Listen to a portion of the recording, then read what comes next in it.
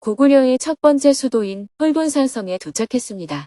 2025년 8월 4일 동부가역사기행 2일째 홀본산성 집안. 안녕하세요. 동부가역사기행 2일째입니다. 오늘은 오전에 고구려의 첫 번째 수도인 홀본산성을 둘러보고 오후에는 고구려의 두 번째 수도인 국내성과 환도산성을 둘러보는 일정입니다. 기행단은 숙소에서 새벽 5시에 기상하여 곧바로 버스에 짐을 싣고 홀본산성으로 향했습니다. 홀본산성이 가까워지자 옛날에 비류수라 불렸던 혼강이 나타났습니다. 홀본산성은 혼강을 끼고 환인의 북동쪽 해발 800m의 오녀산 높은 봉우리에 위치하고 있습니다. 오전 6시에 홀본산성 입구 주차장에 도착했습니다. 어제 보기로 했던 홀본산성을 오늘 아침에 보게 되면서 일정이 빡빡해졌습니다. 서둘러 산 중턱까지 올라가는 미니버스로 갈아탔습니다. 미니버스에서 내려 오녀산 산성이라고 적힌 비석 앞에서 먼저 도착한 1호차, 2호차 참가자들과 기념사진을 찍었습니다. 여러분이 먼저 올라가세요. 저는 맨 뒤에 가겠습니다.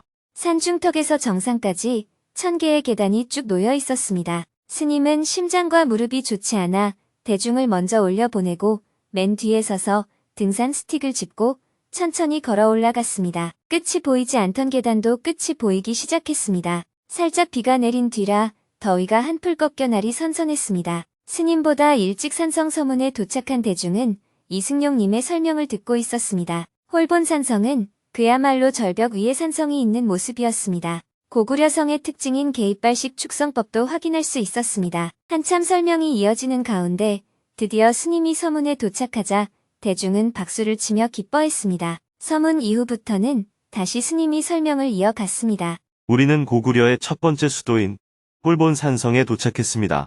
전망대를 둘러본 후 행궁터를 지나 천지라는 팻말이 적힌 작은 연못을 지났습니다. 이곳은 사시사철 마르지 않아서 성 안으로 식수를 공급했던 연못입니다. 말이나 짐승들이 물을 마시도록 아래쪽에도 작은 연못을 따로 분리해 놓았습니다. 계속 길을 걷자 양식 창고 터가 나오고 이어서 병영터가 나타났습니다. 여기는 당시 병사들이 움막을 치고 구들을 놓아서 생활했던 곳입니다. 말하자면 군인 숙소예요.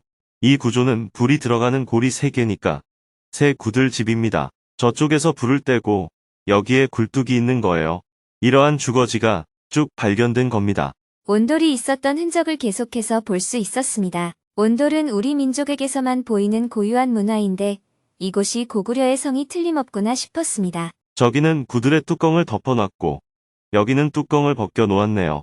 이것은 한 구들집, 즉 구들이 한 개 있는 주거지예요. 여러분 모두 보일러 세대인데 구들이 뭔지 알아요? 환인과 집안의 고구려 유적은 중국 정부가 세계 문화유산으로 등재한 곳입니다. 중국에서는 소수민족의 역사, 즉 지방사라고 부르는데 실제로는 옛날 우리나라인 고구려의 문화유산입니다. 산성의 중요한 기능을 담당했던 다양한 유적지들을 살펴본 후 드디어 남쪽의 가장 높은 지점에 위치한 장대에 도착했습니다. 고구려 당시에는 장수가 전투를 지휘하는 곳이었습니다. 아침에 날이 흐려서 전망을 볼 수 없을 줄 알았는데 구름 사이로 풍경이 보였습니다. 이야, 오늘은 전망이 잘 보이네요. 우리 중에 복 지은 사람이 있나 봐요. 두 개의 장대에는 안전장치가 잘 마련되어 있어서 마치 허공에 떠 있는 기분이 들었습니다. 최근에 새로 설치를 했다고 합니다. 입장료가 아깝지 않네요. 장대에서 내려다 보이는 혼강의 모습은 마치 백두산에 올라가서 천지를 보는 모습과 비슷했습니다. 눈앞에 펼쳐진 절경의 탄성을 내지르며 335 모여 기념사진을 찍었습니다. 멋진 풍경을 뒤로하고 정상에서 동문으로 이어지는 일선천 계단을 따라 한참을 내려갔습니다. 절벽 아래로 내려오자 동쪽 성벽이 시작되는 해발 600m 지점에서 샘터가 나타났습니다. 스님은 샘터에 손을 담가본 후 설명을 이어갔습니다. 이 샘터는 산 정상의 천지와 우물만으로 부족한 물 공급원을 확보하기 위한 것이라고 합니다. 산 정상은 모두 절벽이라 서쪽에만 성벽과 성문을 만들면 될 텐데 8분 응선 주변으로 굳이 동문과 남문을 만든 이유는 아마도 이 샘터에서 물을 공급받기 위한 목적도 있었음을 알 수 있었습니다. 동쪽 성벽이 있었던 흔적을 따라 산길을 걷자 곧이어 동문이 나타났습니다. 동문에는 공자형 성문이 남아있어서 고구려 때의 성의 특성을 잘 보여주고 있었습니다. 이곳은 동문입니다. 동문이 왜 중요하냐면 성벽이 쭉 연결되다가 성문을 달려면 이렇게 구멍을 뚫어야 하잖아요. 그러면 적이 그곳으로 공격해 들어오니까 방어를 할 수 있게 옹성 구조를 만들었습니다. 성벽이 이어지다가 약간 둥근 모양으로 연결되도록 한 다음 거기에 성문을 단 거예요. 이렇게 옹성 구조를 만들면 적이 공격해 들어올 때 이쪽에서만 공격하는 게 아니고 저쪽에서도 공격할 수 있습니다. 그런데 이곳 동문은 옹성이 공자 모양으로 되어 있습니다. 일직선으로 된 성벽에 성문이 달려 있으면 적에게 뚫리기가 쉬워요. 그걸 보완하려고 성벽이 어긋나게 만나도록 하고 그 사이에 성문을 만들어서 옆으로 들어가도록 해 놓은 게 공자형 성문입니다. 성벽 바깥쪽에 쌓은 돌은 적이 기어 올라오지 못하도록 마치 시멘트를 발라 놓은 것처럼 매끄럽게 해놓고 안쪽에 쌓은 돌은 무너지지 않도록 길쭉한 돌을 서로 엮어 쌓았어요. 앞이 무너져도 뒤가 무너지지 않게 만든 거죠. 하지만 저렇게만 놔두면 사람들이 밟고 올라올 수 있으니 왕궁의 성벽 같은 경우는 표면에 회를 칠해서 더 미끄럽게 만듭니다. 비록 이끼와 풀로 덮여 있었지만 동쪽 성벽과 공자형 성문의 모습을 제대로 확인할 수 있었습니다. 스님이 웃으며 말했습니다. 오늘은 동쪽 성벽을 제대로 봐서 입장료가 하나도 안 아깝네요. 동문을 지나자마자 남문이 나타났습니다. 자, 여기는 남문입니다. 이것은 남쪽 성벽이에요. 저기 꼭대기에 점장대 보입니까?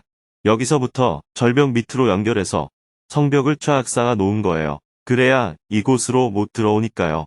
여기도 성벽의 아랫부분에는 성벽의 원형이 그대로 남아 있습니다. 남문까지 보고 나와 다시 미니 버스를 타고 내려왔습니다. 숙소로 돌아가면 밥을 빨리 먹어야 해요. 그래야 호텔에서 그릇을 치우고 점심 준비를 할 수 있다고 합니다. 다시 숙소로 돌아와 9시 20분부터 아침 식사를 했습니다. 서둘러 식사를 한 후 10시에 고구려의 두 번째 수도였던 집안으로 향했습니다. 이제 기행단은 유령성을 지나 길림성으로 들어왔습니다. 환인에서 집안으로 가는 길은 북로와 남로가 있습니다. 남로로 가면 고구려가 나라를 지키기 위해 험준한 산들을 어떻게 활용했는지 볼 수가 있는데 오늘은 일정이 급해서 도로 사정이 좋은 북로로 이동했습니다. 이동하는 동안 버스에서 스님이 고구려의 건국 이야기를 들려주었습니다. 참가자들은 생생한 고구려의 역사 속으로 빠져들었습니다. 지금 저희는 고구려의 첫 번째 수도였던 환인을 떠나 두 번째 수도였던 집안으로 가고 있습니다. 고구려는 역사 기록에 의하면 기원전 37년에 건국하여 668년 당나라의 침공으로 멸망하기까지 총 705년간 유지되었습니다. 약 700년의 역사를 가지고 있습니다. 하지만 중국에서는 고구려를 부여의 일부로 생각하고 있어서 부여와 고구려를 합쳐서 거의 1000년의 역사로 보기도 합니다. 방금 홀본산성에서 본 바위에 크게 1000년의 역사라고 쓰여 있던 것은 이 때문입니다. 고구려 천년의 역사는 어떻게 시작이 되었을까요? 고조선이 한 무제의 침공으로 멸망한 후 고조선의 땅에 한 사군이 설치되면서 우리 민족은 옛 땅을 되찾기 위해 투쟁을 하게 됩니다. 이때 우리 민족의 나라가 다 망한 게 아닙니다. 3조선 가운데 하나인 번조선이 멸망한 것이라고 할 수 있습니다. 그런데 부여의 왕은 한나라와 싸우는데 소극적이었기 때문에 고두막이라는 인물이 의병을 일으켜 다물군을 이끌고 한나라의 침공을 물리치기 위해 투쟁을 했다고 합니다. 그리고 부여의 왕위에 오르자 기존의 부여왕은 동쪽으로 이동하여 동부여를 세웠다고 전해집니다. 고구려의 건국 신화에 따르면 고주몽은 동부여에서 새 친구와 함께 탈출해 남하한 뒤 돌몬의 홀본산성의 자리를 잡고 나라를 세웠다고 합니다. 주몽은 어릴 때 자라면서 금화왕의 친자가 아니라는 이유 그리고 서자라는 이유로 사람들의 입에 오르내리고 왕궁에서 차별을 받았습니다. 그러다 결국은 태자인 대소의 모함을 받아 생명의 위협을 느끼자 도망을 가게 된 것이죠. 또 다른 기록에서는 고주몽이 부여 왕족 출신으로 돌몬 부여의 공주였던 소선호와 혼인하고 그녀의 두 아들을 양자로 삼은 뒤 북부여의 왕위를 계승했다는 설도 있습니다. 이러한 전통에 따르면 고주몽은 단순히 새로운 나라를 세운 것이 아니라 부여왕통의 정통성을 이어받아 고구려라는 국호를 통해 자신의 통치의 정당성을 강조했다고 볼 수 있습니다. 기원전 37년에 고주몽이 나라를 세우고 얼마 지나지 않아 주몽의 아들 유리가 주몽을 찾아옵니다. 주몽은 동부여에 있을 때 예씨 부인과 결혼을 했었다고 합니다. 위험을 느끼자 어머니와 아내를 두고 혼자 도망을 왔던 거죠. 도망을 와서 소선호와 결혼해 살면서도 늘 어머니와 아내인 예씨 부인에 대해 마음을 두고 있었는데 어느 날 아들이 찾아와서 자기가 예씨 부인에게서 태어난 주몽의 적자라고 얘기를 한 것입니다. 옛날 이야기에는 유리가 자신이 적자임을 증명하는 증표를 가지고 옵니다. 고주몽이 부여를 떠날 때 해를 풀어뜨려서 그 칼 끝을 마루 밑에 묻어두며 만약에 내가 떠난 뒤에 아들이 태어난다면 이 증표를 가지고 찾아오면 아들로 인정하겠다. 이렇게 얘기했다고 합니다. 그리고 예씨 부인에게서 태어난 유리는 많은 노력 끝에 그 증표를 찾아서 주몽에게 갔고 주몽은 그가 자기 아들임을 확인하자 적자임을 인정하고 태자의 지위를 유리에게 주게 됩니다. 그리고 한 5개월 후에 주몽이 죽게 됩니다. 이로 인해 많은 정치적 혼란이 일어나죠. 소선호와 두 아들 비류와 온조라는 북부여 세력을 기반으로 주몽이 왕이 되었잖아요. 그러나 주몽도 이주민, 유리도 이주민이었습니다. 이주민인 유리에게 태자의 자리가 주어지고 결국 왕위에 오르게 되자 얼마 지나지 않아 소선호는 비류와 온조를 데리고 남쪽으로 내려갑니다. 그 후 온조는 백제를 건국했습니다. 그러니 소선호는 남편을 내세워서 고구려를 세우고 아들을 내세워서 백제를 건국한 것입니다. 아마도 그녀는 우리 역사상 가장 위대한 여성 정치 지도자라고도 볼 수 있을 것입니다. 유리왕은 즉위 후 정치적 불안을 극복하기 위해 수도를 옮겼습니다. 소선호 세력의 기반이 있는 훌본성은 정치적으로 자기 기반이 아니었으니까요. 옛날에는 수도에 살던 토착 정치 세력의 권력이나 기득권을 없애려면 수도를 옮겨야 했습니다. 역사 기록에는 어느 날 제사를 지내려고 잡아둔 돼지가 도망을 가버렸다고 합니다. 도망친 돼지를 며칠 추격해서 잡고 보니 그 주위 환경이 너무 좋았다고 해요. 그곳이 바로 지금의 집안, 즉 환도산성과 국내성이 있는 곳입니다. 날씨도 온화하고 적을 방어하기도 아주 좋았습니다. 그래서 이곳을 수도로 하면 어떻겠냐고 건의했고 왕이 그 말을 듣고 수도를 이곳 집안으로 옮겼다고 해요. 물론 토착 세력들은 천도를 강력히 반대했겠죠. 그 반대 세력들을 물리치고 유리왕은 AD 3년에 이곳 집안으로 수도를 옮겼습니다. 천도와 관련하여 이런 돼지 얘기가 나온 이유는 아마도 수도를 옮기는데 반대하는 사람들에게 이것은 신이 점지하는 일이다 하고 종교적으로 설득하기 위해서였을 것입니다. 국내성은 427년에 장수왕이 평양으로 천도하기 전까지 425년간 고구려의 수도였습니다. 국내성이 수도였던 425년간은 고구려의 역사에서 거의 60%의 기간을 차지합니다. 고구려가 가장 강성한 시기였기 때문에 이 지역에는 왕릉과 귀족의 무덤이 11,000개가 넘게 산재해 있습니다. 그러니 고구려 문화의 진수가 이곳 집안에 있다고 볼 수 있습니다. 버스로 2시간을 이동하여 12시 30분에 집안에 도착했습니다. 가장 먼저 장군총으로 향했습니다. 장군총 주차장에 도착하자 중국 공안이 나타나서 1대1로 질문을 하며 신원 확인을 했습니다. 직업, 주소 등을 다 기록하도록 해서 시간이 많이 걸렸습니다. 중국 공안에서는 유적지 안에서 설명하는 것도 일절 금지했습니다. 신원 확인이 끝나기를 기다리는 동안 스님이 버스 안에서 장군총에 대해 설명을 해주었습니다. 장군총은 7단 규모의 거대한 돌무덤입니다. 일단은 4개 층으로 되어 있고 나머지는 3개 층으로 되어 있어서 총 22개 층으로 되어 있습니다. 약 1100개의 돌로 이루어져 있으며 12개의 호석으로 사면이 받쳐져 있었습니다. 호석은 중력의 영향으로 무덤이 밖으로 튀어나오는 것을 방지하는 역할을 합니다. 고구려의 가장 대표적인 무덤이 이곳 장군총이라고 말할 수 있습니다. 5단에 무덤실이 있습니다. 피라미드처럼 쌓고 그 위에 무덤실이 있는 구조입니다. 무덤실에는 문이 있고 그 위에 큰 돌을 덮어서 지붕을 만들었습니다. 그 위에 다시 제단을 설치해서 하늘에 제사를 지냈다고 기록되어 있습니다. 무덤 위에 있던 제단은 목조 건물이어서 현재는 사라지고 없습니다. 무덤은 일부 금이 가고 약간 붕괴되긴 했지만 아직도 완전한 모습을 가지고 있습니다. 무덤의 바깥은 큰 돌로 쌓여 있지만 내부는 강해서 오랜 시간 닳아서 동글동글해진 강돌로 채워져 있습니다. 장군총은 현재 장수왕의 무덤으로 추정하고 있습니다. 장수왕은 오래 살았기 때문에 비교적 여유를 갖고 무덤을 만들어서 그 안에 채워진 돌이 다 강돌입니다.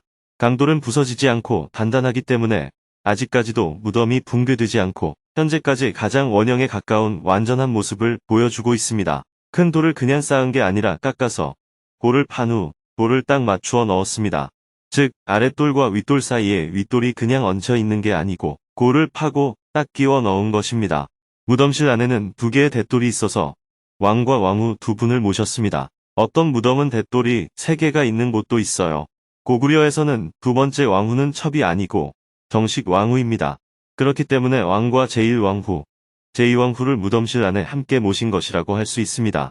신원 확인이 끝나고 드디어 장군총에 입장했습니다. 참가자들은 거대하고 아름다운 장군총의 모습에 탄성을 내질렀습니다. 조별로 기념사진을 찍고 방금 스님에게 배웠던 내용을 되짚어보며 장군총 곳곳을 살펴보았습니다. 스님의 설명처럼 호석 하나가 부서져 없어졌는데 신기하게 그쪽 면의 돌들은 밖으로 튀어나와 있었습니다. 바닥돌에 홈을 파서 윗돌을 끼워 넣은 정교함도 확인할 수 있었습니다. 이렇게 큰 돌들을 어떻게 다듬고 옮겨왔을까 보면 볼수록 놀라웠습니다. 장군총의 뒤쪽에도 작은 무덤이 있었습니다. 스님이 이 무덤에 대해 이야기해 주었습니다. 이 작은 무덤은 아마도 왕을 모셨던 후궁인 비빈들의 무덤일 수 있다고 추정됩니다.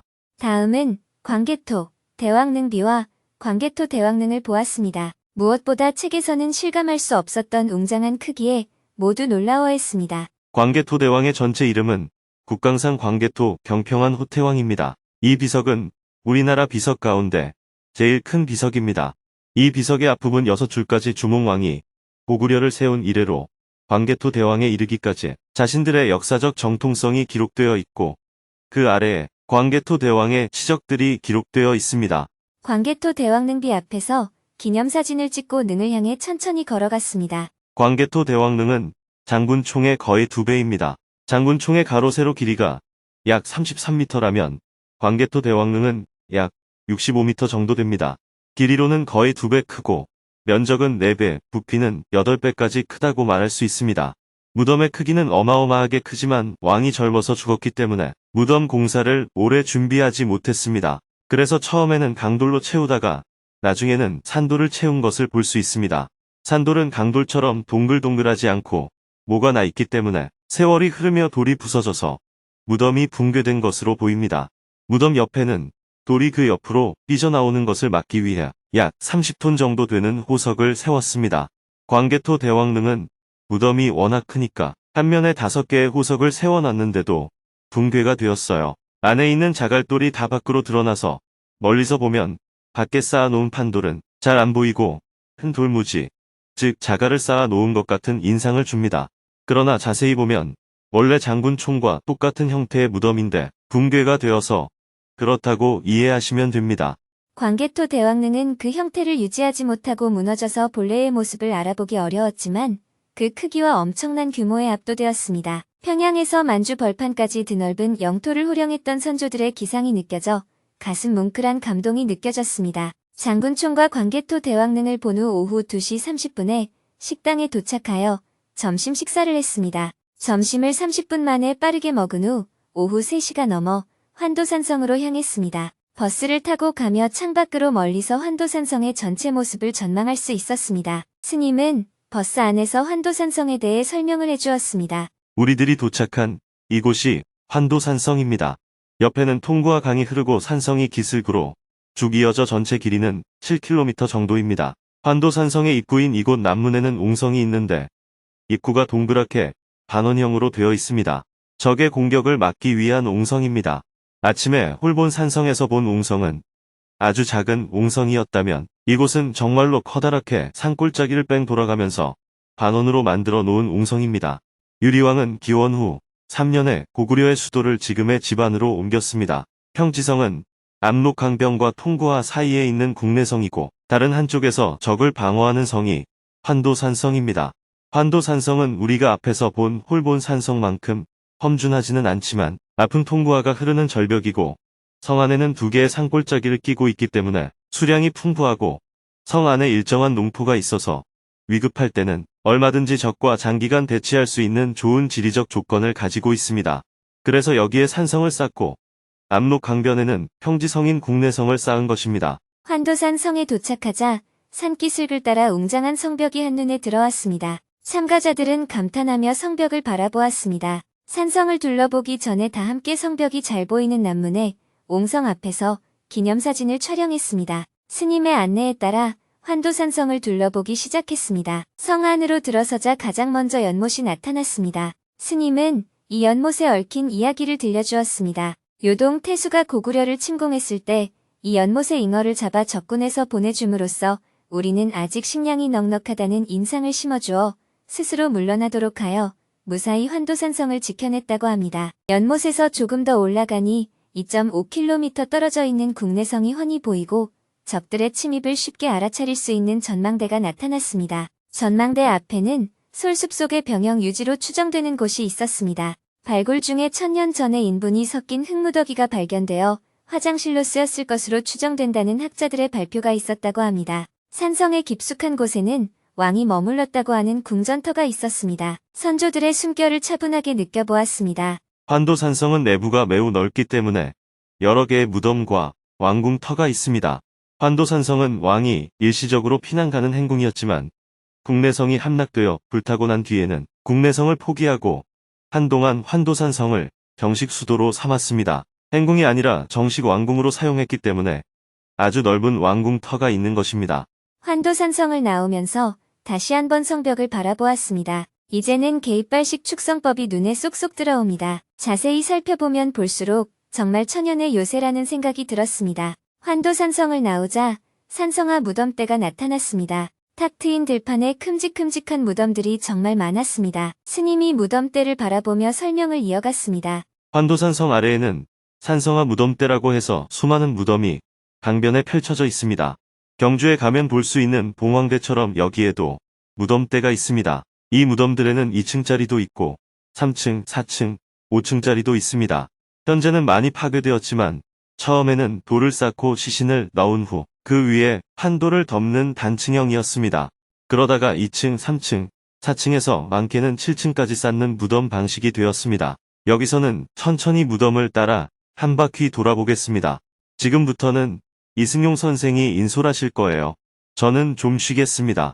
스님, 쉬세요. 참가자들은 이승용님의 안내로 산성화 무덤대를 한 바퀴 돌며 자세한 설명을 들었습니다. 작은 적석총 무덤부터 커다란 방단계제식 석실분의 형태까지 고구려 무덤의 변화 과정을 한눈에 살펴볼 수 있었습니다. 산성화 무덤대까지 본 뒤 기행단은 이제 국내성으로 향했습니다. 오후 5시가 되어 국내성에 도착했습니다. 환도산성에서 버스로 불과 5분도 채 걸리지 않았습니다. 국내성의 북동쪽 모서리에 전체가 모인 가운데 스님이 설명을 이어갔습니다. 저희들이 지금 서 있는 곳에서 쭉 이어지는 성벽이 국내성의 동쪽 성벽입니다. 그리고 저쪽으로 여러분이 걸어가실 곳이 북쪽 성벽입니다. 이곳은 성벽 두 개가 만나는 모서리입니다. 국내성 성벽에 숨겨진 고구려의 지혜. 모서리는 적의 공격을 받았을 때 부서져서 점령당할 확률이 제일 높습니다. 왜냐하면 적은 측면에서 공격할 수 있는데 방어는 한 면에서밖에 할 수 없기 때문입니다. 그래서 모서리는 방어에 항상 불리합니다. 그래서 고구려는 성벽의 모서리 부분을 동그랗게 원형으로 만들었어요. 이렇게 하면 모서리를 공격하기가 매우 어렵습니다. 방어의 면적을 넓힌 거예요. 보통 성벽에는 모서리 부분이 딱 각이 지고 그 위에 망대가 있습니다. 그런데 국내성은 모서리 부분이 원형으로 굽어 있고 양쪽으로 칠하는 구조를 만들었습니다. 칠하는 것은 성벽을 보호하기 위해서 바깥으로 쌓아 놓은 것을 말합니다. 이것이 고구려 국내성의 특징이라고 볼 수 있습니다. 여러분이 서 있는 쪽으로는 해자, 즉 수로가 있습니다. 자금성에 가면 성 밖에 큰 수로가 있지 않습니까? 국내성 역시 해자가 있었습니다. 성벽은 밑에서부터 단을 약간씩 안으로 쌓아 피라미드식으로 만들고 그 위에는 수직으로 쌓았습니다. 그 높이가 약 12m 정도 되었다고 합니다. 일제강점기 때까지 7m의 성벽이 남아 있었는데 현재는 많이 파괴되어 3m도 안 남은 상태입니다. 지금은 성 안에 아파트가 많은데 원래 유네스코에 등록할 때 10년 이내에 이 안에 있는 아파트를 다 철거하고 복원하겠다는 조건이 있었지만 잘 이루어지지 않고 있습니다. 국내성은 425년간 수도 역할을 하는 동안 3번 함락당했습니다. 그러나 대부분 적이 국내성까지 침공해 들어오지 못했습니다. 위나라 광구검에 침입 때는 동천왕이 국내성을 버리고 옥저까지 도망가서 겨우 죽음을 면했다는 얘기가 나옵니다. 전현의 모용황에 침입되는 적이 북쪽으로 들어올 거라고 예상하고 왕이 군대를 전부 끌고 북쪽으로 갔는데 남쪽에서 급습을 당하여 성이 함락되었습니다. 그래서 다시 돌아오니까 모용황이 아버지의 시신을 파헤치고 왕후와 어머니를 납치하고 백성 10,000명을 인질로 삼아서 데리고 떠났다는 불행한 역사가 있습니다. 하지만 그 외에는 대부분 국내성에서 안정적인 발전을 이루었습니다. 고구려가 427년에 평양으로 천도할 무렵 중국은 북위가 중원을 통일하고 북위와 고구려가 결혼 동맹으로 화친을 했기 때문에 그 후 약 100년 동안은 전쟁이 없었어요. 그래서 장수왕 때는 수도를 평양으로 옮기고 백제를 공격하는 남진 정책을 쓸 수 있었습니다. 갑자기 중국 공안이 설명을 못하게 해서 스님은 설명을 중단했습니다. 기행단은 이승용 선생의 안내로 국내성의 북동쪽 모서리를 출발하여 북쪽 성벽을 따라 걸었습니다. 세월의 흐름으로 인해 허물어진 성벽이 많았습니다. 도로를 낸다고 성벽이 절단이 나 있기도 하고 집을 만드는 데에 성벽에 돌을 가져다 썼다가 다시 제멋대로 쌓아두기도 했습니다. 그럼에도 불구하고 일부 구간에서는 고구려인들이 독특한 축성법으로 아주 견고한 성을 쌓았던 흔적들을 발견할 수 있었습니다. 북쪽 성벽을 따라 걷다가 서쪽 성벽으로 방향을 틀자 저 멀리 환도산성에서 흘러내리는 통구하가 모습을 드러냈습니다. 산 너머로 기울어가는 해가 통구하의 물결 위에 고요히 내려앉아 석양 빛으로 반짝이고 있었습니다. 서쪽 성벽은 강을 따라 휘어지게 쌓기도 하고 배수로를 만들기도 했습니다. 특히 서쪽 성문은 공짜형으로 만들어 홍수와 적의 침입을 동시에 대비했습니다. 성벽의 곳곳에 고구려인들의 지혜가 스며들어 있었습니다. 고구려는 국난의 시기에 수도를 안전하게 보호하며 수도 가까이에서는 전쟁을 하지 않았습니다. 주로 말을 타고 나가서 저 만주벌, 요동벌에서 적과 싸우며 나라를 방어했습니다. 그러므로 실질적인 수도는 여기 국내성에 있었지만 고구려인들의 주 활동 무대는 여기가 아니고 요동성이었다고 볼 수 있습니다. 남쪽 성벽으로 방향을 틀자 드디어 압록강이 나타났습니다. 압록강 너머에는 북한 땅이 보였습니다. 산 위에 우뚝 솟은 굴뚝 위로 모락모락 연기가 피어나고 있었습니다. 스님은 북한 땅을 바라보며 북한동 포독기 운동을 처음 시작하게 되었던 일을 이야기해 주었습니다. 제가 북한동 포독기 운동을 처음 시작하게 된 것은 바로 여기서 맺은 인연 때문입니다. 1994년부터 압록강을 따라 역사 기행을 했는데 그때 북한에서 사람들이 굶어 죽고 있다는 말을 들었어요. 저는 처음에 그 말을 믿지 못했습니다. 북한이 가난하다는 것은 이해하지만 어떻게 주민들이 굶어 죽느냐? 말도 안 된다. 라고 하니 진짜라고 하는 거예요. 저에게 보여주겠다면서 저를 배에 태워서 압록강을 따라 쭉 올라가 만포시에 이르렀습니다. 압록강 너머 굶주린 아이가 말없이 있었습니다. 배를 타고 북한에서 5m 정도 되는 거리까지 가까이 접근하자 정말 초라하고 여인 사람들의 모습이 보였습니다. 그때 부둣가에는 한 어린 아이가 앉아서 손에 돌멩이를 쥐고 쇠붙이를 땅땅땅 두드리고 있었어요. 비쩍 마른 아이의 모습은 처참했습니다. 제가 얘야, 얘야 하고 불러도 아무 대답 없이 고개를 푹 숙이고 있었어요. 아니, 왜 아이가 대답도 안 하냐? 고 물으니 같이 갔던 중국 사람이 대답했습니다.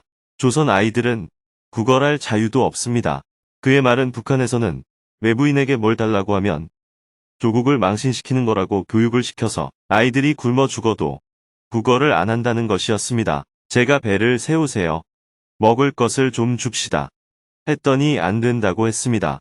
배를 타고 지나가는 것은 괜찮지만 배를 세우면 불법 입국이 되는 것이었습니다. 그때 정말 많은 생각이 들었습니다.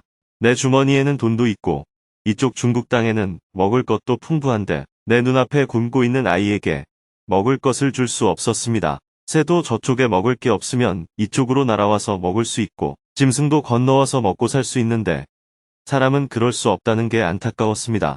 한쪽에는 음식이 넘치는데 국경을 사이에 두고 바로 옆에서는 굶어 죽는 사람이 있는 거예요.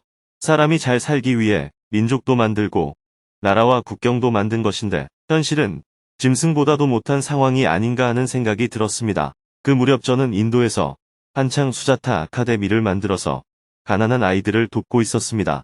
정작 내 동포는 내 옆에서 굶어 죽는데 그것을 외면하고 멀리 인도까지 가서 다른 나라 사람들을 돕고 있다는 게 스스로 모순처럼 느껴졌습니다.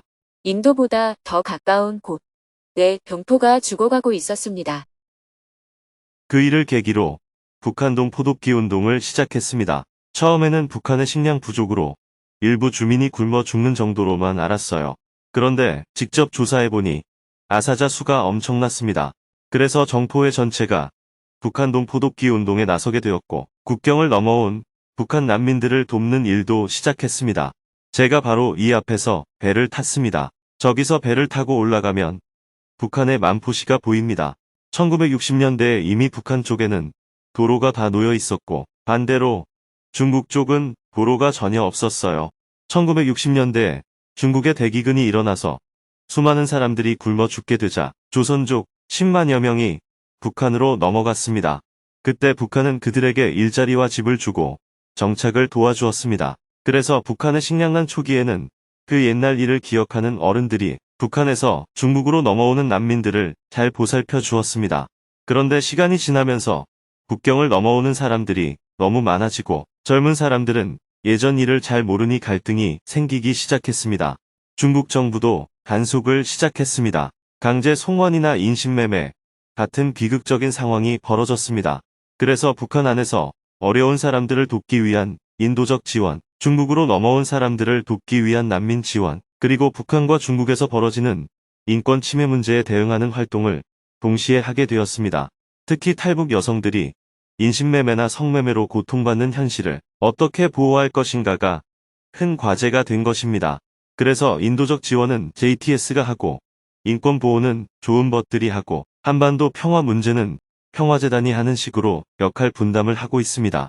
이 모든 일들이 결국 역사 기행을 계기로 시작된 것입니다. 그래서 역사 기행과 북한동 포독기 운동은 아주 밀접하게 연관되어 있습니다.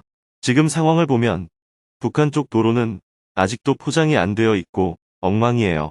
반면 중국은 압록강 상류까지 도로를 새로 뚫고 포장을 해놨습니다. 밤이 되면 북한 쪽은 깜깜한데 이쪽 중국은 번쩍번쩍하죠.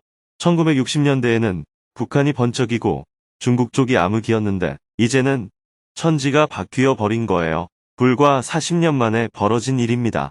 강물은 유유히 흐르고 새는 지금도 자유롭게 압록강 이쪽 저쪽을 오가고 있었습니다. 안내를 마친 스님에게 기행단은 뜨거운 박수로 감사한 마음을 전했습니다. 압록 강변에서 저녁 식사를 한 후 저녁 7시 50분에 강당에 모두가 모였습니다. 강의를 하기 전에 즐겁게 노래를 함께 부른 후 스님이 강연을 시작했습니다. 스님은 지도를 가리키며 기행단이 6박 7일 이동하는 경로가 어떻게 되는지 한눈에 알기 쉽게 설명해 주었습니다. 오늘 하루가 길었죠.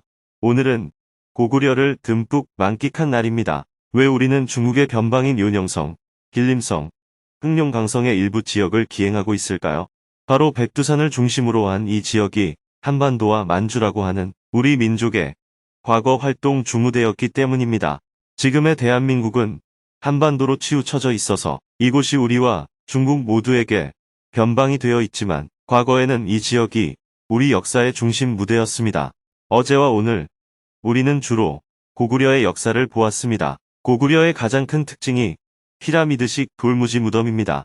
아시아에서 이런 피라미드식 무덤을 가지고 있는 종족은 아무도 없습니다. 그러므로 이것은 고구려의 독창성을 보여준다고 할 수 있습니다.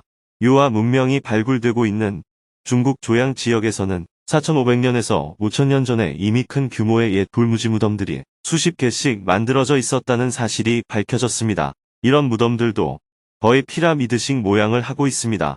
그런 면에서 고구려는 배달 문명을 계승했다고 볼 수 있습니다. 배달 문명을 계승한 고조선, 고조선을 계승한 부여, 부여를 계승한 고구려인 것이죠. 더 올라가서 보자면 우리 민족의 선사시대, 무덤의 양식이 고인돌이지 않습니까?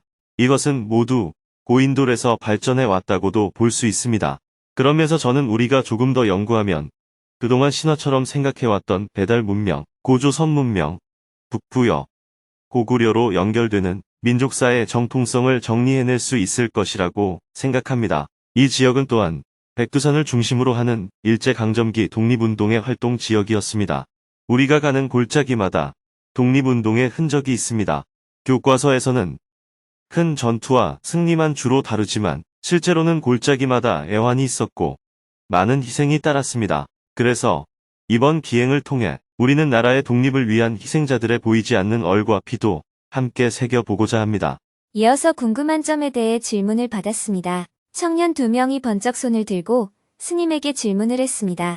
그중 한 명은 요하 문명이 우리 민족의 뿌리라는 설명을 듣고 자부심이 생기기 시작했다며, 하지만 중국과의 관계 속에서 어떻게 역사를 복원할 수 있는지 궁금해했습니다. 유화 문명이 나의 뿌리라면 우리는 어떻게 역사로 복원할 수 있을까요? 저는 그동안 나의 뿌리를 고구려, 백제, 신라 정도라고만 생각했어요.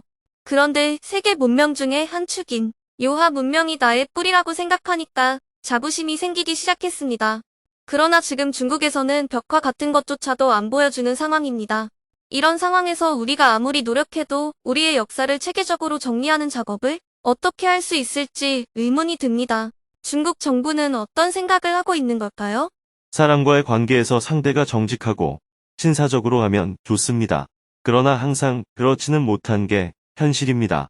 상대가 이익을 추구하거나 부당하게 하는 걸 가지고 문제 삼는 건 해결에 별로 도움이 안 됩니다. 미국의 이익을 추구하는 트럼프처럼 중국도 자신의 이익을 추구하겠다는데 우리가 그걸 막을 방법은 없습니다. 좋고 나쁨을 떠나 이것을 하나의 상황으로 받아들이고 이 상황에서 나와 우리가 어떻게 대응을 하는 게 우리가 지금보다는 더 나은 쪽으로 갈 수 있느냐는 관점에서 접근해야 합니다. 중국의 국가 정책을 한번 봅시다. 현재 중국 영토 안에는 56개의 민족이 있습니다. 중국은 예전에는 중국을 한족의 나라라고 생각했어요. 청나라는 만주족이 중원을 침입해서 300년간 지배했던 나라입니다. 그래서 중국은 청나라를 물리치고 자기 나라를 되찾았다고 생각합니다. 이런 관점에서 본다면 한족이 바로 중국을 의미하게 됩니다. 그런데 지금은 한족이 곧 중국이라고 생각하게 되면 영토적으로 45%는 자기네 땅이 아닌 것이 됩니다. 중국이 이걸 자발적으로 포기할 리가 없겠죠. 없는 것도 뺏으려는 마당에 왜 가지고 있는 것을 내놓으려고 그러겠어요. 청나라가 망하자 티베트는 독립을 선언해서 잠깐 독립국이 되었지만 중화인민공화국이 들어서자마자 바로 군사적으로 공격해서 독립을 무산시켜 버렸습니다. 그래서 달라이라마는 인도로 망명했고요. 그래서 현재 중화인민공화국은 56개 소수민족의 나라라고 자신을 정의합니다. 한족의 나라가 아니라 중화민족이라는 단어를 만든 거예요. 56개 민족이 모여서 중화민족이라는 큰 틀을 만들었고, 그래서 중화인민공화국은 중화민족의 나라라는 겁니다. 그래서 현재 중화인민공화국의 영토 안에 살고 있는 사람들의 과거 역사도 다 중국 역사의 일부라고 정의를 내린 거예요. 만약에 조선족이 100만 명 살고 있다고 하면 조선족의 과거 역사도 다 중국 역사의 일부로 보는 것입니다. 그들의 영토 안에 있는 과거의 역사는 다 중국 역사의 일부라는 거죠. 그래서 중국사는 중심사와 변방사가 있다는 관점을 갖고 있습니다. 당나라는 중심사에 들어가고 발해는 변방사에 들어가는 거예요. 그래서 당나라가 중심사일 때 동쪽에서는 소수민족인 말갈족, 고구려족이 발해라는 국가를 건설했다고 이야기합니다. 표기할 때도 반드시 당조식이 발해국이라고 표현합니다. 이렇게 해서 자기 영토 안에 있는 모든 역사에 대해 통합을 추진하고 있는 것입니다. 그래서 중국 정부는 우리가 우리의 조상들이 옛날에 어떻게 살았는지 둘러보는 여행에 대해서까지 신경이 쓰이는 거예요. 우리는 실제로 존재하는 우리의 역사마저도 정파적이고 사관적인 관념에 치우쳐 오히려 우리의 역사 밖으로 배격했습니다. 예를 들어 발해사를 우리 역사에서 배격했죠.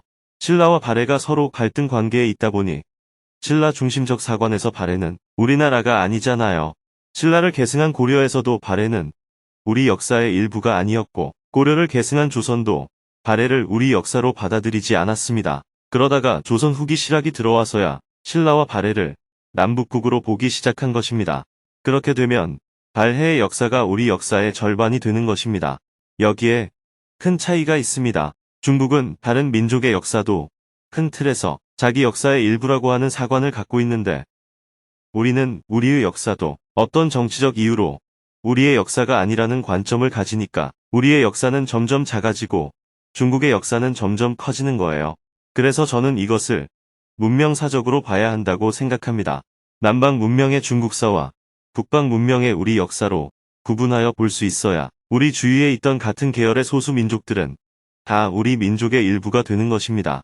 즉 고조선 시기에는 고조선 백성이 되었고 고구려 시기에는 고구려 백성이 되었고 발해 시기에는 발해 백성이 되었던 것입니다. 발해가 멸망하자 이들 소수 민족이 역사에 등장하기 시작한 거예요.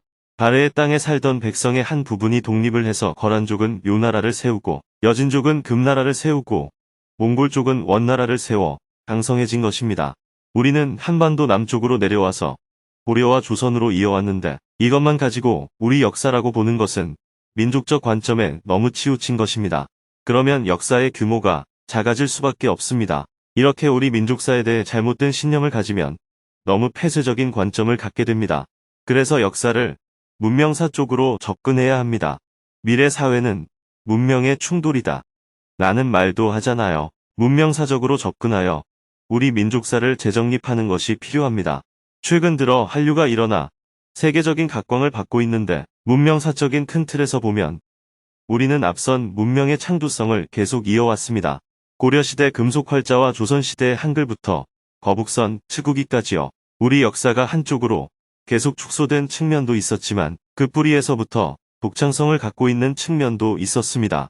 지금 세계 최고 문명을 자랑하는 미국과 약간의 주종 관계에 놓여 있지만 한편으로 그것은 일본을 거치지 않고 최첨단 문명을 바로 받아들일 수 있는 장점으로 작용하기도 했어요.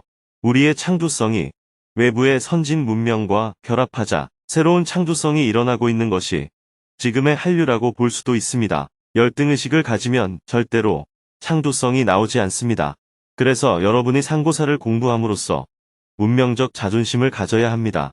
독립운동사를 공부하면서 비록 힘에 밀려서 졌지만 끝까지 당당하게 싸웠던 자존심을 가져야 합니다. 현대 문명에 들어와서 우리가 좀 더 노력해서 기술적인 면을 극복하면 세계적인 선진 문명을 만들어 나갈 수 있습니다. 그러나 현재 우리는 한편으로 굉장히 부족한 부분도 갖고 있습니다. 첫째, 자긍심이 부족하고 둘째, 모방성이 강합니다. 모방을 통해 첨단까지 왔는데 과연 창조성이 얼마나 있느냐 따져보면 지속 가능하기가 쉽지 않습니다. 이 부분을 젊은이들이 극복해내면 우리는 지속 가능한 발전을 이룰 수 있을 것입니다. 그러기 위해서는 무엇보다 세대적인 희망을 만들어내야 합니다. 그런데 요즘 젊은이들은 개인의 희망은 있을지라도 세대적인 희망이 없어요. 예를 들어 1980년대를 경험한 세대는 민주화에 대한 자긍심이 있었고 그전에는 산업화에 대한 자긍심이 있었습니다. 그런데 요즘 젊은이들은 세대적인 희망이 조금 부족하지 않나 생각합니다. 다음 세대로 갈수록 잠재적 성장 동력이 확대되기보다는 점점 소진되어 가다가 결국 포물선을 그리며 밑으로 떨어질 가능성이 있어 보여요. 이런 창의성을 가지려면 우선 민족적 상처를 치유해야 합니다. 개인에게 상처가 있으면 수행을 통해서 치유를 해 나가듯이 민족적 상처를 치유하기 위해서 우리가 이렇게 역사 기행을 하는 것입니다. 지금 우리에게는 두려움보다 당당함과 포용성이 필요합니다. 당당해야 포용할 수 있지. 당당하지 못하면 포용할 수 없습니다. 역사 기행에는 그런 치유적 측면도 있습니다. 스님의 설명을 듣고 나니 역사를 바라보는 시야가 한층 넓어진 기분이 들었습니다. 밤 9시 30분에 강연을 마쳤습니다. 대중은 뜨거운 박수와 함성으로 스님에게 감사한 마음을 전했습니다. 내일은 새벽 5시에 숙소를 나서서 고구려인들이 천재를 지낸 고신 국동대열을 보고 이어서 압록강을 따라 이동하면서 강 건너편 북한 땅을 보며 북한의 현실에 대해 많은 이야기를 나누고 발해시대의 영광탑을 참배한 후 백두산 천지 아래마을인 이도백화에 도착할 예정입니다.